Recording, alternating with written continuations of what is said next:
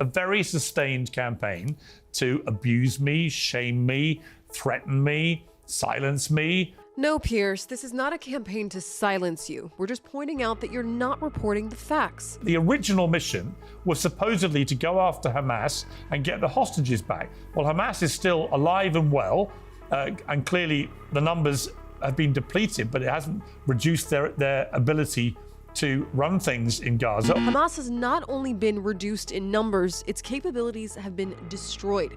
From being able to indiscriminately fire over 20,000 rockets at Israeli civilians to none.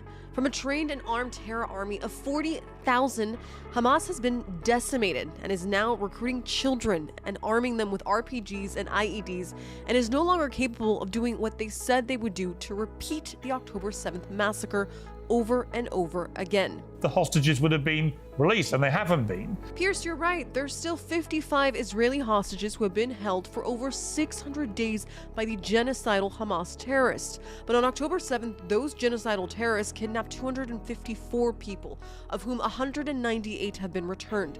The hostages were freed not out of the good heart of Hamas, but as a direct result of military pressure against the terror group. The only reason the remaining 55 are still in Gaza is because Hamas consistently refuses to disarm, surrender, and release all of the remaining hostages. The reality of what they're doing with their blockade, for example, only recently lifted in any capacity at all. For 3 months, they waged a systematic starvation program against an impoverished people, largely women and children. For over a year and 5 months, Israel facilitated the delivery of over 1,800,000 tons of humanitarian aid to Gazan civilians during the war against Hamas. During the 6-week ceasefire alone, Israel facilitated the entry into Gaza of 600 trucks a day. That's more than needed.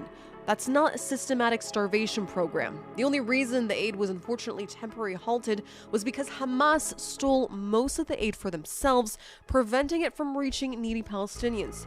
Why would Hamas starve its own people they claim to be defending? Sadly, Piers, you are promoting Hamas propaganda, misleading your viewers without knowing the facts.